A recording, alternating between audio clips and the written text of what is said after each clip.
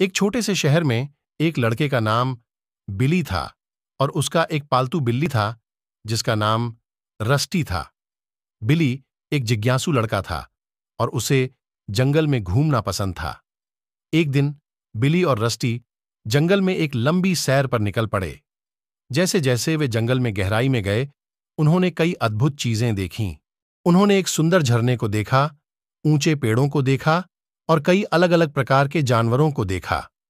एक दिन बिली और रस्टी एक खोए हुए खोजकर्ता के कदमों का पीछा करते हुए एक गुफा में चले गए। गुफा में उन्होंने खोए हुए खोजकर्ता के बारे में एक पुराना नक्शा पाया।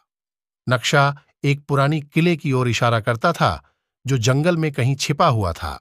बिली और रस्टी ने किले की खोज करने का फैसला किया। वे कई दिन तक जंगल में भटकते रहे, लेकिन उन्हें किला नहीं मिल सका। आखिरकार वे एक नदी के किनारे आ गए। नदी के दूसरी तरफ उन्होंने एक पहाड़ी पर खड़े एक विशाल किले को देखा। बिली और रस्टी किले तक पहुंचने के लिए नदी पार करने में सक्षम नहीं थे।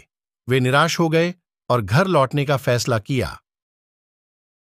लेकिन तभी रस्टी ने एक नाव देखी जो नदी के किनारे खड़ी थी।